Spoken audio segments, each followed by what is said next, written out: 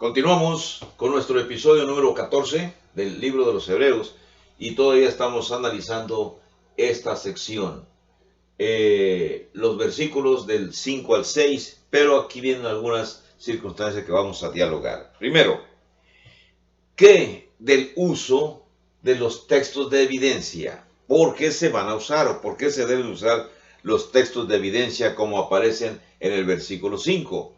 Ya ustedes observan en su escritura, en su Biblia, que aparecen precisamente repeticiones de los Salmos, de 2 de Samuel y de Crónicas aquí en Hebreos 1:5. ¿Qué o a qué se debe? Miren, cualquier persona, expositor, ministro, predicador, cualquier persona que desprecie o que se niegue a usar los textos de evidencia, debe ser por una de muchas razones. Ignora el uso de esta práctica de parte de la iglesia neotestamentaria o no le conviene presentarlos porque simplemente se dedica nada más a cantar, a aplaudir y a orar y a bailotear y no le interesa enseñar. Pero debe haber una razón. Ahora, la iglesia del primer siglo, cuando la iglesia se inicia, recuerden, en el primer siglo, no se hablan de grupos pentecostales, ni metodistas, ni mormones, ni bautistas, ni testigos de Jehová. Esas son creaciones posteriores en los últimos siglos. Pero en las Sagradas Escrituras, en el libro de los Hechos, no se encuentra ni la Iglesia Católica ni ninguno de estos grupos aparecen en las Sagradas Escrituras. Simplemente el Señor viene a formar su iglesia y le deja los textos adecuados a los apóstoles, la manera en que se debe de formar su iglesia, cómo se deben convertir las personas. No hay otra manera. Si otros personas que presentan mensajes, ya sea por YouTube o que los presenten en vivo, como quiera que sea, y desprecian usar las escrituras del Antiguo Testamento, entonces es como si despreciaran lo que la iglesia de Cristo al inicio del cristianismo utilizaba constantemente. O sea, la iglesia, para reafirmar su enseñanza, usó textos antiguos testamentarios. Algo interesante, los textos bíblicos no se corrompen cuando se usa para la enseñanza de la verdad que se encuentra implícita en él. La palabra implícita quiere decir que lo diga con textos, con pelos y señales. Explícita es cuando se dice con pelos y señales. Implícita es cuando se sobreentiende. Entonces, no se corrompe cuando una persona usa esos textos antiguos testamentarios, aunque esa verdad que se está diciendo no esté aseverada o explícita de forma explícita en el texto. Jesús usó este método para responder a los incrédulos saduceos. Recuerden quiénes son los saduceos. Los judíos, ya para la época de Cristo, están divididos en varias sectas. Los saduceos, los fariseos, son dos de las principales sectas judaicas que están en existencia en el momento de la venida de nuestro Señor Jesucristo y en el momento en que Él se presenta al público para mostrarse como tal, como el Hijo de Dios. Así que en cierta ocasión Cristo mostró la declaración de Dios que dice: yo soy el Dios de Abraham, el Dios de Isaac y el Dios de Jacob. Quiere decir que usó el Antiguo Testamento en el libro de Mateo 22, del 31 al 33, y extrajo lo que el texto insinuaba. Usó un texto de evidencia para mostrar una idea que en apariencia nadie había anteriormente imaginado que estaba en el pasaje. O sea, recordemos, el judío promedio del siglo I esperaba un Mesías que fuera un gran guerrero, un soldado que viniera y que destruyera las huestes romanas y que le recobrara para Israel la gloriosa situación que tuvieron en la época de David y en la época de Salomón. Así que cuando nuestro Señor Jesucristo llega montado en un borrico y todos le rinden adoración, la gente más pobre le rinde adoración, pero la mayoría de los judíos inteligentes, cultos, estudiados, rechazaron esa presencia. No iba de acuerdo con lo que ellos ya tenían predeterminado de cómo sería el Mesías. Jesús dijo muchas veces: mi reino no es de este mundo. Pero los judíos lo rechazaron. Así que Jesús frecuentemente, al menos en este párrafo de Mateo 22, 31 al 33, va a extraer enseñanzas del Antiguo Testamento, hablándoles a los saduceos, diciéndoles: yo soy el Dios de Abraham, el Dios de Isaac y el Dios de Jacob. Los que rechazan, las personas que rechazan escoger y usar las escrituras antiguo testamentarias para refutar las falsas enseñanzas, estarían obligados, sobre el mismo fundamento, también a atacar al autor de los Hebreos. O sea, tendrían que decir que el autor de los Hebreos no es, o que el libro de los Hebreos no es canónico porque está utilizando referencias del Antiguo Testamento. Sería una persona, así como los que no usan referencias bíblicas, serían casi como los saduceos y los fariseos que no aceptaron a Jesucristo, con todo respeto. Así que parte de la hermenéutica de Hebreos, parte de la ciencia de la interpretación de Hebreos, consiste en usar todo texto pertinente de las Escrituras que ilustren o verifiquen algún argumento que el autor va a presentar. El autor de Hebreos lo hizo así al revelar el significado completo y final del pasaje antiguo testamentario cuando está presentando ya una idea en su libro. Ciertamente, todos ahora en la actualidad tenemos el mismo privilegio del autor cuando usamos un texto antiguo testamentario apropiadamente y no malinterpretamos la verdad que se enseña en el pasaje. O sea, podemos mirar el elemento histórico en el pasaje de algún profeta antiguo testamentario y extraer la aplicación que es pertinente para nuestra época, para la época cristiana. El autor de Hebreos no fue el único que aplicó a Jesús referencias antiguo testamentarias a un rey israelita, en el caso de David. Otros autores neotestamentarios, por supuesto Pablo, hicieron lo mismo, pero también podemos saber a Mateo capítulo 2, versos 5, 6. Utilizó referencias antiguo testamentarias para aplicarlas a Cristo Jesús. En Mateo 24, 44, lo mismo. Tales referencias son ocasiones donde los pasajes antiguo testamentarios son citados, pero desde una perspectiva mesiánica, desde el punto de vista del autor del Nuevo Testamento. Así que el agrupamiento de varias citas antiguo testamentarias no se encuentra solamente en el libro de los Hebreos o en los escritos de Pablo, sino que también pueden encontrarse en muchas otras literaturas judías. Todo el libro de los Hebreos muestra un profundo respeto por la profecía antiguo testamentaria y por su autoridad. Esto continúa siendo así en principio para toda la era neotestamentaria. Nosotros estamos en la era neotestamentaria y el mismo respeto que el autor de los Hebreos mostró a los textos antiguos testamentarios cuando los extraía y les hacía aplicaciones modernas, lo hacemos también nosotros. Las escrituras son para nosotros la voz misma de Dios. Si tan solo pudiésemos mirar el Antiguo Testamento en su totalidad como la revelación profética de Jesús, como el Cristo o como el Mesías, que eso es, entonces no tendríamos problema en aceptar las interpretaciones de los textos antiguos testamentarios en el Nuevo Testamento, así como las definiciones más completas y profundas que correspondan a esas escrituras. O sea, no rechazaríamos ningún libro del Nuevo Testamento en donde los autores neotestamentarios usaron pasajes antiguos testamentarios para corroborar la verdad explicada al comienzo de la era cristiana. Dios incluso habló de la venida de Cristo y de sus objetivos en figuras, usando eventos personales narrados en la primera persona por profetas como Isaías. Vamos a ver, usted puede leer Isaías capítulo 8, versos 17 y 18, que fue citado en Hebreos capítulo 2, verso 13. Considere usted el simbolismo de la persistencia y el largo sufrimiento de Oseas al procurar el regreso de su mujer llamada Gomer o Gomer.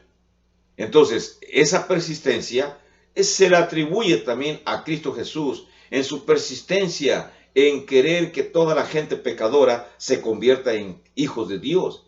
Y esa es la persistencia también en la actualidad cuando personas enviamos un mensaje de salvación a las personas y los invitamos a que analicen las Escrituras, que los analicen sin prejuicios y que tomen la información adecuada porque ahí podemos obtener la salvación. Es lo mismo, una persistencia continua. ¿Que sufrimos desprecio los que enseñamos? Claro que sí. Desprecios de los amigos, desprecios de la familia, desprecios de la sociedad, aquellos que nos acusan de aleluyas, de hermanitos, de quemasantos, y que nuestra propia cara se ríen de nosotros. ¿Y qué vamos a hacer nosotros? ¿Vamos a retirarnos? No, persistiremos, continuamos enseñando. Vamos a continuar. Miren, en el uso de figuras antiguo testamentarias, el autor de Hebreos no lo hizo así como aquel historiador llamado Filón de Alejandría, el cual tenía una imaginación muy vívida y la convertía, con su imaginación convertía todas las palabras con algún significado oculto que evidentemente Filón inventaba. Mientras que Filón se mantenía entre lo real y lo ideal, lo imaginativo, el autor de los Hebreos señalaba asociaciones existentes entre lo pasado y lo posterior, el anuncio y el cumplimiento. El uso de términos similares en Hebreos y los escritos de Filón de Alejandría no es indicación de que el autor inspirado tomara prestado algún método de interpretación de Filón, cuyas ideas eran para especulación. Usted entiende y comprende lo que significa especular, para formar corrientes de opinión, para inventar, para crear, para formar una idea que no es tal. No fue así el autor de los Hebreos. Hay diferencia, aunque los términos sean semejantes, parecidos, entre los libros escritos de Filón de Alejandría y el escritor de los Hebreos, hay diferencia precisamente en que Filón era creativo, era genial, era imaginativo, pero el autor de los Hebreos está presentando la verdad de Dios, la verdad bíblica. Vamos a hablar otro punto más. El asunto del silencio de las Escrituras. Miren, en vista de que Dios jamás le dijo a un ángel, mi hijo eres tú, esa frase está fuera de orden el sugerir que a un ángel creado se le podría referir con esa expresión. No funciona. ¿Cómo yo voy a ser un objeto, este objeto, y voy a decir después, oh objeto, tú eres mi hijo? O oh criatura, tú eres mi hijo. Los ángeles son criaturas, son seres creados por Dios. Entonces no les puede llamar hijos. Una cosa es ser engendrado y otra cosa es ser creado. Bien, así que el silencio no es permisivo, sino es restrictivo. El no ver esto, o sea, si no lo acepta usted, significaría abusar del silencio de la Biblia con el fin de uno mismo o el propio expositor agregarle sus enseñanzas, lo cual se violenta todo principio sublime y santo que tiene que ver con el respeto de la interpretación a las Escrituras y la autoridad de las Escrituras. Si seguimos tal razonamiento y descartamos la importancia del silencio de las Escrituras, tendremos el siguiente resultado. En vista de que la Biblia no especifica nada acerca del bautismo de infantes ni acerca del Papa, por ejemplo, entonces todas estas cosas serían vistas como permisivas. Los que deseen traer innovaciones, cosas nuevas dentro de la iglesia, tendrán que argumentar que el silencio es permisivo. Sin embargo, su forma de actuar sería claramente rechazada por Hebreos. O sea, aquellos personajes que en la antigüedad inventaron el bautismo de infantes e inventaron también la cuestión de los papas funcionales en esta época. Prácticamente estas personas que crearon esto, comenzando con Constantino, entonces están en contra del autor de los Hebreos, que está utilizando una hermenéutica más correcta. Donde la Biblia calla, callamos. Donde la Biblia habla, hablamos. Muéstreme usted párrafos en donde se autoriza el bautismo de infantes o párrafos en donde se permite que en la actualidad debe existir papas en la iglesia de Cristo, y no existen. Existe en su grupo religioso porque alguien lo inventó, pero no en la iglesia de Cristo. Entonces, una vez aclarado esto, recordamos, respetamos el silencio de la Escritura en muchos asuntos religiosos en la actualidad. Si la Biblia no lo dice, no se acepta. Otro punto más, la frase, mi hijo eres tú, que aparece en el versículo 5. Miren, Jesús era al mismo tiempo hijo de Dios e hijo de David, no hay ninguna duda. Por ser hijo de Dios, porque fue engendrado milagrosamente en María, por el Espíritu Santo. Ser hijo de David, porque viene por la línea davídica. Tanto José y María proceden de la línea davídica. Así que ese es el descendiente, ese es el Mesías esperado. No hay manera de que nos equivoquemos en adorarle, nosotros los cristianos. Cualquier agravio en contra de su persona como Dios o su carácter lo convierte a uno en un indigno. Así que mucho cuidado esas personas que a nuestro Señor Jesucristo lo escriben con la letra D minúscula diciendo que Él es un Dios. Lo están ofendiendo a nuestro Señor Jesucristo. Son indignos de Cristo. Las dos referencias del capítulo 1 de Hebreos verso 5 provienen de 2 de Samuel 7:14 y 1 de Crónicas 17:13. La primera aplicación era a Salomón. Sin embargo, el cumplimiento final y mayor sucedió en Cristo. La segunda parte de 2 de Samuel 7:14, y si él hiciere mal, aparece así en el texto, no podría aplicar a Cristo, puesto que éste no cometió pecado. Primera de Pedro, capítulo 2, verso 21 y 22, donde Cristo Jesús fue crucificado sin jamás haber cometido un pecado. Así que debemos ayudar a nuestros oyentes a entender que algunas profecías tienen doble significado. Esto es importante, es interesante. Ahora, en el Salmo 110, Cristo, como aparece en el Salmo 110. Nuestro Señor soberano, el Mesías, tiene un mandato divino. Y David inició Salmo 110 con estas palabras: Jehová dijo a mi Señor, siéntate a mi diestra hasta que ponga a tus enemigos por estrado de tus pies. En el verso 1 del Salmo 110. Este versículo, el Salmo 110, 1, es referido o es citado en Mateo capítulo 22, verso 44. También en el capítulo 26, verso 64. También en Marcos capítulo 12, verso 36. En Marcos 14, 62. En Marcos 16, 19. En Lucas 20, 42 y 43. En Lucas 22, 69. En Hechos 2, 34. Disculpen que no leamos, tardaríamos mucho más si leemos cada párrafo, pero usted puede acudir a sus escrituras y corroborar lo que estamos diciendo. En Primera de Corintios 15, 25, en Efesios 1, 20, en Colosenses 3, 1 y en Hebreos 1, 3 y también 1, 13, 10, 12 y 10, 13 y en el 12, 2. Al Señor, Adonai, del salmista, le fue dicho por Jehová, por Yahvé, que se sentara a su diestra hasta que sus enemigos fueran puestos por estrado de sus pies. Esto es, que hasta que todos sus enemigos sean completamente silenciados.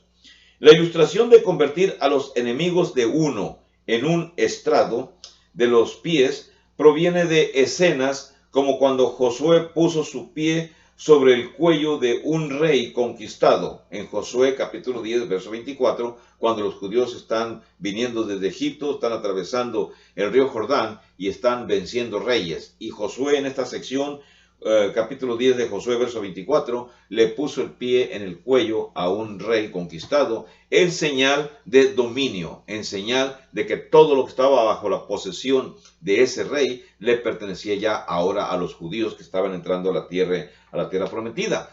Esa posición sugiere una victoria final y total.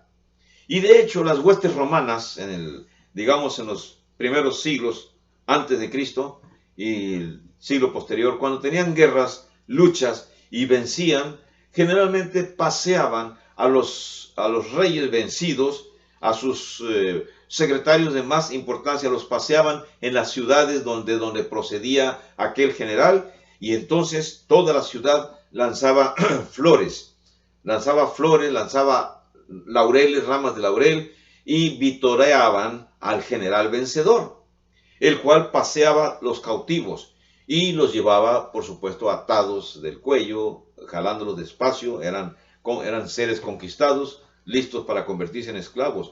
pero más significaba que el general romano había obtenido una victoria total. El poner los pies sobre el enemigo significa victoria total. Es una figura importante que tenemos que entender. David dijo que el Mesías era su Señor y que reinaría con una vara de poder desde Jerusalén. Su reinado haría que todos se sometan a su autoridad. Cumpliría la voluntad de Dios con respecto a su mandato. Sin embargo, no todos se les someterían voluntariamente. Debido a la forma en que el Salmo es explicado en el Nuevo Testamento, nos vemos obligados a deducir que el Mesías habría de tomar para sí un reino espiritual y ser Señor de toda la tierra. Pedro usó este salmo para probar que el Jesús que murió y resucitó de la tumba cumplió esta profecía, en el libro de Hechos 2, del 34 al 36. El cumplimiento se encuentra en el momento en que Jesús se convierte en el rey del reino espiritual, que es la iglesia, que fue establecida en el día de Pentecostés. Constantemente, en el Nuevo Testamento, las palabras reino e iglesia se usan intercambiablemente para referirse a la misma multitud de creyentes. Toda persona que obedece el Evangelio, que lo oye, que lo cree, que confiesa que Cristo Jesús es Dios y que decide bautizarse para que sus pecados sean perdonados, prácticamente en el bautismo está afirmando su compromiso de pertenecer al reino de Cristo, a la iglesia. No hay otra manera de ingresar a la iglesia de Cristo. Es únicamente de esa manera. Ahora, si usted, donde quiera que esté viendo este video u oyendo la explicación, a usted sus líderes religiosos le dicen que basta y sobra con que pongas la mano en el radio y que hagas una oración y que con eso tus pecados ya son perdonados. Si usted quiere creer esta insinuación, este dicho de su líder religioso, es cuestión suya, usted tiene la libertad.